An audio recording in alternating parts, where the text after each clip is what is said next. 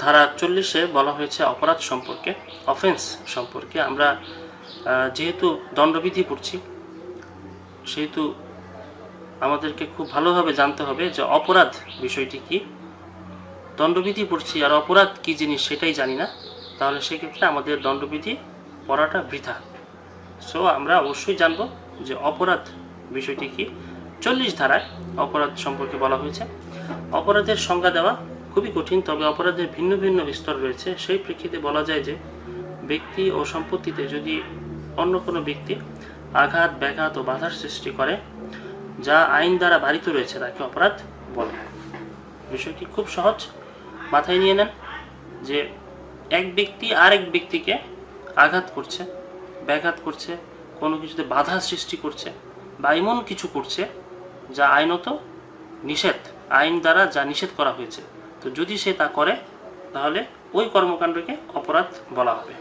অপরাধের স্তর হচ্ছে 4টি। একটি হচ্ছে অভিপ্রায়, তারপরে প্রস্তুতি, তারপর উদ্বেগ এবং তারপরে অনুষ্ঠান। 4টা স্তর আমরা ভালোভাবে বুঝে নিব। প্রথম হচ্ছে অভিপ্রায়, অর্থাৎ ইচ্ছা, আমি অপরাধটি করব, সে ব্যাপারে সর্বপ্রথম মনে ইচ্ছাই আসবে, অন্য কিছু আসবে না। তারপরে সেই অপরাধটি, সেই ইচ্ছাটি পূরণ করার জন্য আমি কি করব, প্রস্তুতি নিব যে কিভাবে অপরাধটি করা যায়।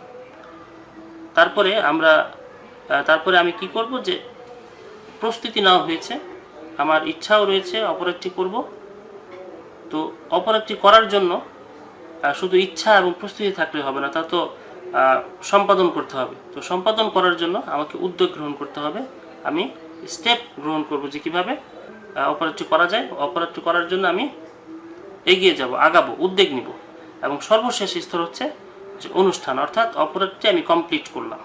তো এই হচ্ছে 4টি স্তর। প্রথমে ইচ্ছা আসবে, তারপরে আসবে প্রস্তুতি, তারপর উদ্যোগ এবং সবশেষে অপরাধটি সংগঠন করে আমি অপরাধ অনুষ্ঠান কমপ্লিট করলাম। এই হচ্ছে অপরাধের 4টি স্তর। এখানে আমাদেরকে মনে রাখতে হবে, যেখানে দণ্ডবিধি প্রয়োগ করা যায় তাকে অপরাধ বলে। দণ্ডবিধিতে মামলা করতে হয় শাস্তির ধারা দিয়ে। আচ্ছা, আমাদের এই দুটি পয়েন্ট আমরা খুব ভালোভাবে মাথায় ঢুকিয়ে নিব যে যেই কর্মকাণ্ডের উপরে দণ্ডবিধি প্রয়োগ করা যাবে সেই কর্মকাণ্ডটি হচ্ছে অপরাধ। যদি এমন হয় যে একটি কাজ আমি করেছি, এখানে দণ্ডবিধি প্রয়োগ করা যাচ্ছে না, তাহলে কোনোভাবেই সেই কর্মকাণ্ডকে অপরাধ বলা যাবে না। যেমন আমি যদি একটি বিস্কুট খাই, তাহলে এই যে বিস্কুটটি আমি খাচ্ছি, এখানে দণ্ডবিধি প্রয়োগযোগ্য নয়। সুতরাং বিস্কুট খাওয়াকে কোনোভাবেই অপরাধ বলা যাবে না। কিন্তু আমি যদি বিস্কুটের প্যাকেট কোনো দোকান থেকে টাকা না দিয়ে বা দোকানের কাউকে না বলে আমি যদি পকেটে ভরে বাসায় নিয়ে আসি, তাহলে এই যে কাজটি করলাম, এই কাজটি এইখানে দণ্ডবিধি প্রয়োগ করা যাবে। এই কাজটি হবে অপরাধ, আমি উদ্দেশ্যজনকভাবে চুরি সম্পাদন করলাম। সো দণ্ডবিধি প্রয়োগ করা গেলেই তা হবে অপরাধ, আর যদি প্রয়োগ করা না যায় তা অপরাধ হবে না। তারপরে বলা হয়েছে দণ্ডবিধিতে মামলা করতে হয় শাস্তির ধারা দিয়ে। এই বিষয়টি খুবই ইম্পর্টেন্ট, আমরা মনে রাখবো যে আমরা যখন কোনো মোকদ্দমা দায়ের করতে যাই বা মামলা দায়ের করি কোনো অপরাধের জন্য, যখন কোনো একটি অপরাধ সংঘটিত হয়, রাষ্ট্রপক্ষ মামলা দায়ের করে। যেমন কোনো যদি একটি খুন হয়, তাহলে সেই যে খুনটি করেছে তার বিরুদ্ধে একটি হত্যা মামলা করা হবে। এখন এই যে হত্যা মামলাটি করা হবে, কোন ধারায় করা হবে? দণ্ডবিধিতে 300 ধারায় খুনের সংজ্ঞা প্রদান করা হয়েছে এবং 302 ধারায় খুনের শাস্তি কি হবে সেটি প্রদান করা হয়েছে। তো যখন আমরা মামলাটি দায়ের করব, থানায় যখন মামলাটি দায়ের করা হবে, তখন শাস্তির ধারাটি উল্লেখ করা হবে, অর্থাৎ 302 ধারায় কোনো ব্যক্তির বিরুদ্ধে অভিযোগ আনা হবে যে সে হত্যাকাণ্ডটি সংঘটিত করেছে। আমরা 300 ধারায় মামলাটি করব না, কারণ 300 ধারায় রয়েছে হত্যাকাণ্ডের সংজ্ঞা। যে ধারা রয়েছে অপরাধটির শাস্তি, সেই ধারা দিয়ে আমরা মামলাটি দায়ের করব। এখানে আমরা শিখে নেব যে কোন সকল কর্মসমূহ অপরাধ হিসেবে গণ্য হবে না। দৈব দুর্ঘটনার ফলে সৃষ্ট কার্য, তথ্যগত ভুলের কারণে সৃষ্ট কার্য, ধারা 76 জুডিশিয়াল কোনো কর্মকাণ্ড, ধারা 77 আদালতের রায় বা আদেশ পালন করা, ধারা 78 অপরাধের অভিপ্রায় না নিয়ে কোনো কাজ করলে, ধারা 81 9 বছর পর্যন্ত কোনো শিশুর কার্য, পূর্বে ছিল 7 বছর, ধারা 82 ভারসাম্যহীন 12 বছরের কোনো শিশুর কোনো কার্য। ধারা 83 আত্মরক্ষার জন্য কৃতকার্য। ধারা 96 অনিচ্ছাকৃতভাবে নেশাগ্রস্ততার ফলে কোনো কার্য। ধারা 85 সম্মতি নিয়ে কোনো কার্য মৃত্যু ঘটানোর উদ্দেশ্য ছাড়া। ধারা 88 ভীতি প্রদর্শন করার ফলে ভীতিগ্রস্ত ব্যক্তির কৃত কোনো কার্য। ন্যায়সঙ্গত কোনো ব্যক্তির ভুল বা অসতর্কতাবশত কোনো কার্য। ধারা 79 এই যে কার্যগুলো, এই কার্যগুলো অপরাধ হিসেবে গণ্য হবে না। এখানে লাইনগুলো আপনারা আশা করি বুঝতে পারবেন। তারপর আমি যদি একটু হালকা বুঝিয়ে দিই, সেটি হচ্ছে দৈব দুর্ঘটনার ফলে সৃষ্ট কার্য হচ্ছে যে অ্যাক্সিডেন্ট যদি হয়, কোনো দুর্ঘটনা ঘটে, অ্যাক্সিডেন্ট হয়, আমরা রাস্তাঘাটে প্রচুর দুর্ঘটনা দেখি, এই অ্যাক্সিডেন্টের কোনো কার্য আসলে অপরাধ হবে না। তারপরে জুডিশিয়াল কোনো কর্মকাণ্ড, বিচারিক কোনো কর্মকাণ্ড আমরা অপরাধ ধরতে পারবো না। আদালত যদি কোনো রায় বা আদেশ পালন করতে বলে তাহলে তা পালন করা এটিও কোনো অপরাধ হবে না। যদি অপরাধের উদ্দেশ্য ছাড়া কেউ কোনো কাজ করে তাহলে সেটিও অপরাধ হবে না। যেরকম যেমন কোনো এক ব্যক্তি তার হাতে একটি ভারী লোহার একটি বস্তু রয়েছে, সেই বস্তুটি যদি হাত থেকে পড়ে কারো পায়ের মধ্যে পড়ে এবং উক্ত ব্যক্তির পায়ে জখম হয়, তাহলে এই কার্যটি আসলে কোনো উদ্দেশ্যজনকভাবে করা হয়নি, বিধায় এটি কোনো অপরাধ হবে না। 9 বছর পর্যন্ত কোনো শিশুর কার্য, 9 বছর বয়স পর্যন্ত কোনো শিশু যদি কোনো কাজ করে, আসলে সে তার কর্মকাণ্ডের অর্থ বুঝতে পারে না, অর্থাৎ সে কী করছে সে জানে না। কাজেই এই কর্মকাণ্ডের জন্য সেই শিশুকে শাস্তি দেওয়া যাবে না এবং এই কর্মকাণ্ড কখনো অপরাধ হবে না। এই 9 বছর বয়সটি আগে ছিল 7 বছর, এখন 2 বছর বাড়ানো হয়েছে। তারপরে ভারসাম্যহীন 12 বছরের কোনো শিশুর কৃতকার্য, অর্থাৎ 12 বছরের কোনো শিশু যে পাগল, যে কিছু বুঝে না, যার ভারসাম্য নেই, মানসিক ভারসাম্য নেই, সেই ব্যক্তি, সেই শিশু যদি কোনো কাজ করে তাকে আমরা অপরাধ ধরব না। তারপরে বলা হয়েছে আত্মরক্ষার জন্য কৃতকার্য, অর্থাৎ নিজেকে রক্ষা করার জন্য যদি ব্যক্তি কোনো কার্য করে থাকে, সেই কার্যটি যাই হোক না কেন উক্ত কার্য অপরাধ হিসেবে বিবেচিত হবে না।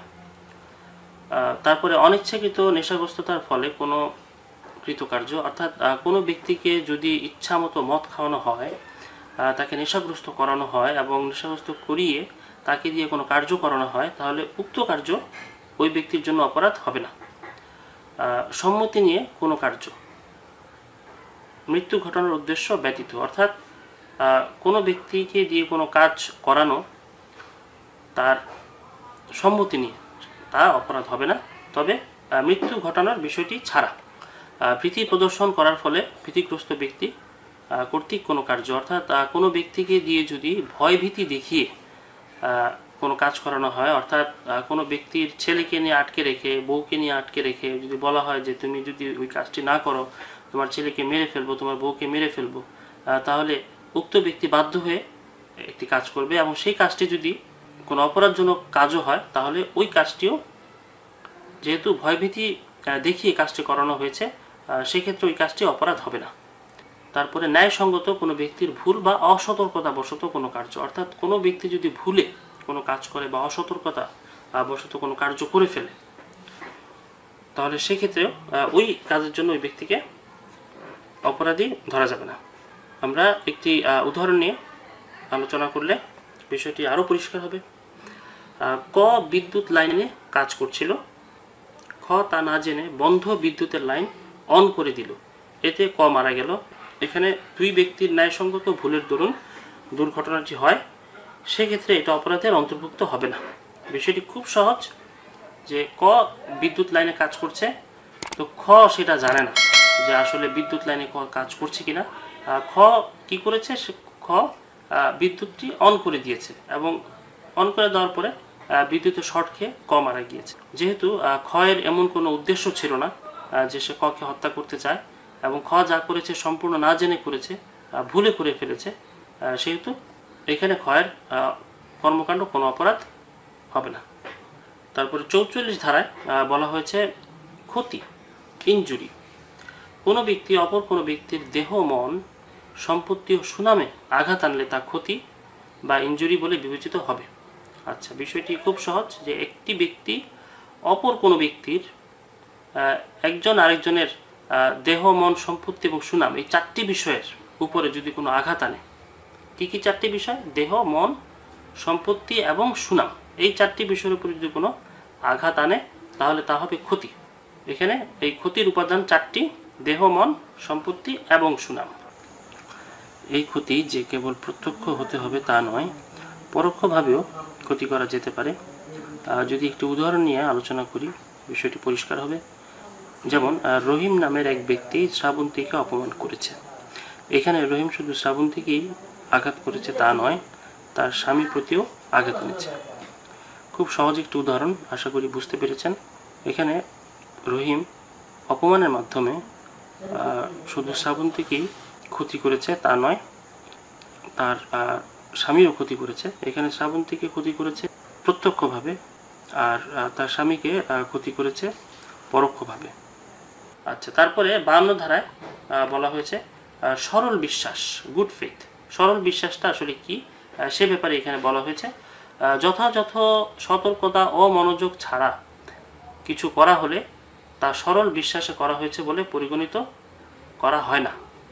আচ্ছা, বিষয়টি খুব সহজ। সেটি হচ্ছে যে সরল বিশ্বাস বলতে এমন না যে আমি আমার ইচ্ছা মতন যা ইচ্ছে তাই একটি করে বসলাম, আমার মন খুব সরল এবং আমি বলছি যে আসলে যে কাজটি করেছি সেটি আমি সরল বিশ্বাসে করেছি। বিষয়টি এরকম না। বিষয়টি হচ্ছে যে সরল বিশ্বাস বলতে আমি যে কাজটি করেছি সেই কাজটি আমাকে অত্যন্ত যথাযথ সতর্কতা ও মনোযোগ সহকারে করতে হবে। যদি যথাযথ সতর্কতা ও মনোযোগ সহকারে করা হয় তাহলে আমি বলতে পারবো যে কাজটি আমি সরল বিশ্বাসে করেছি। যদি যথাযথ সতর্কতা ও মনোযোগ না থাকে তাহলে কোনোভাবেই আমার এই কাজকে আমি বলতে পারবো না যে সরল বিশ্বাসে আমি কাজটি করেছি। এখানে মনে রাখতে হবে যে নিজের অজ্ঞতা অসাবধানতাকে সরল বিশ্বাস বলে এড়ানো যাবে না। 52 ধারার ক উপধারায় বলা হয়েছে আশ্রয়দান। আশ্রয় বলতে কোনো ব্যক্তি গ্রেপ্তার এড়ানোর জন্য পালিয়ে থাকলে তাকে খাদ্য, পানীয়, অস্ত্র, বস্ত্র, অস্ত্র শস্ত্র, গোলা বারুদ বা পরিবহনের উপায় উল্লেখিত বা অনুল্লেখিত সহায়তা করাকে বোঝায়। আচ্ছা, বিষয়টি খুব সহজ, যে এক ব্যক্তি সে পালিয়ে বেড়াচ্ছে, তাকে গ্রেপ্তার করার জন্য আদেশ প্রদান করা হয়েছে, সেই গ্রেপ্তার এড়ানোর জন্য সে পালিয়ে বেড়াচ্ছে। তো পালিয়ে বেড়ানোর সময় তার যেহেতু সে মানুষ, অবশ্যই তার খাদ্য, বস্ত্র, বাসস্থান সব তার লাগবে, মৌলিক চাহিদা, মৌলিক অধিকার সবগুলোই লাগবে।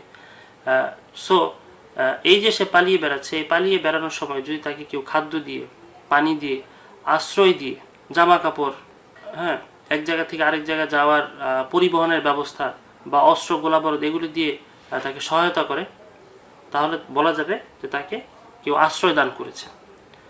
এখানে আমাদেরকে মনে রাখতে হবে যে আশ্রিত ব্যক্তিকে তার স্ত্রী বা স্বামী আশ্রয় দান করলে বা রক্ষা করলে তা অপরাধ বলে গণ্য হবে না। আচ্ছা, বিষয়টি খুব মজার। সেটি হচ্ছে যে কোনো ব্যক্তি পলাতক আসামি, তাকে যদি কেউ আশ্রয় দেয় তাহলে অবশ্যই সে একটি অপরাধ করেছে। পলাতক ব্যক্তিকে আশ্রয় প্রদান করা যাবে না, তাকে আইনের হাতে তুলে দিতে হবে।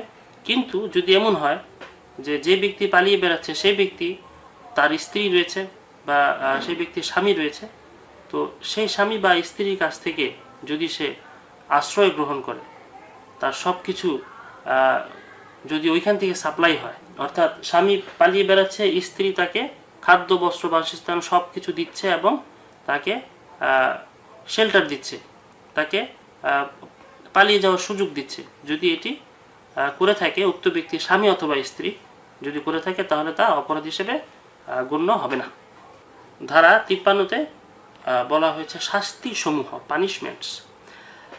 আমরা দণ্ডবিধির যে শাস্তি সমূহ, এখানে কি কি শাস্তি রয়েছে, কেমন কেমন শাস্তি, কিভাবে কিভাবে এই শাস্তিগুলো প্রদান করা হয়, কোন ধরনের শাস্তি, এই বিষয়ে 53 ধারায় ডিটেলস উল্লেখ করা হয়েছে। এখান থেকে আমরা শিখে নিব যে আসলে পেনাল কোডে কি শাস্তি সমূহ এখানে রয়েছে, যারা অপরাধ করবে তারা আসলে কি ধরনের শাস্তি তারা পেতে যাচ্ছে, এই বিষয়ে আমরা 53 ধারা থেকে আমরা শিখব। দণ্ডবিধিতে 5 প্রকারের শাস্তির কথা উল্লেখ রয়েছে। প্রথমে হচ্ছে মৃত্যুদণ্ড, তারপরে যাবজ্জীবন কারাদণ্ড, তারপরে শুধু কারাদণ্ড, এই কারাদণ্ড আবার দুই প্রকার, একটি হচ্ছে সশ্রম আর একটি হচ্ছে বিনাশ্রম। তারপরে হচ্ছে জরিমানা বা অর্থদণ্ড, এবং সব শেষে রয়েছে সম্পত্তি বাজেয়াপ্ত। এই 5 প্রকারের দণ্ড অপরাধী সমূহকে প্রদান করা হয়ে থাকে। তারা যে অপরাধী করুক না কেন, তাদের অপরাধের কম বেশির কারণে এই শাস্তিগুলো ভিন্ন ভিন্নভাবে তাদেরকে প্রদান করা হয়ে থাকে। এখানে আমাদেরকে মনে রাখতে হবে যে যাবজ্জীবন কারাদণ্ড অবশ্যই সশ্রম হবে। এখানে কারাদণ্ড দুই ধরনের, একটি হচ্ছে সশ্রম আর একটি হচ্ছে বিনাশ্রম। সশ্রম কারাদণ্ড হচ্ছে যে যাদেরকে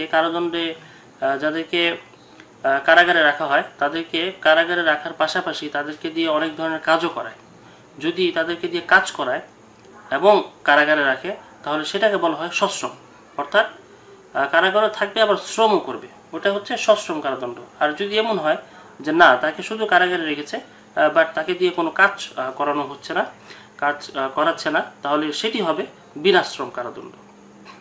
তো আশা করি সশ্রম এবং বিনাশ্রম বুঝতে পেরেছেন। তো এখানে পয়েন্টটি হচ্ছে যে যাবজ্জীবন যে কারাদণ্ডটি আমরা জানি, যাবজ্জীবন কারাদণ্ড, সেই যাবজ্জীবন কারাদণ্ড অবশ্যই সশ্রম হবে।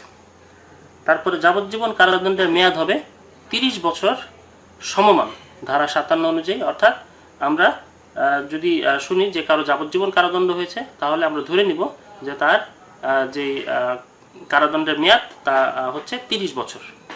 তারপরে শারীরিক দিক থেকে শাস্তি হচ্ছে দুই প্রকার, একটি হচ্ছে মৃত্যুদণ্ড আর একটি হচ্ছে কারাদণ্ড। অর্থাৎ যে ব্যক্তি অপরাধ করেছে তার শরীরের দুই প্রকারের শাস্তি, একটি হচ্ছে মৃত্যুদণ্ড, অর্থাৎ তার দেহটাকে মেরে ফেলা হবে, আর আরেকটি হচ্ছে যে যদি মেরে ফেলা না হয় তাহলে তার দেহটাকে কারাগারে রাখা হবে, সেটি হচ্ছে কারাদণ্ড। তারপর আর্থিক দিক থেকে শাস্তি দুই প্রকার, একটি হচ্ছে জরিমানা বা অর্থদণ্ড, আরেকটি হচ্ছে সম্পত্তি বাজেয়াপ্ত। অর্থাৎ এক ব্যক্তি অপরাধ করেছে, তাকে যদি আর্থিক পানিশমেন্ট দেওয়া হয় তাহলে তাকে দুই ধরনের পানিশমেন্ট দেওয়া যাবে, একটি হচ্ছে তার কাছ থেকে জরিমানা আদায় করা যাবে, আরেকটি হচ্ছে যে তার যে সম্পত্তি রয়েছে সেই সম্পত্তি বাজেয়াপ্ত করা যাবে। তারপরে দেখছি যে শ্রমের দিক থেকে শাস্তি দুই প্রকার, একটি হচ্ছে সশ্রম কারাদণ্ড, আরেকটি হচ্ছে বিনাশ্রম কারাদণ্ড। আমরা একটু আগেই শিখেছি যে সশ্রম ও বিনাশ্রম বিষয়টি কি। তো এই কারাদণ্ড দুই ধরনের, একটি সশ্রম আরেকটি বিনাশ্রম।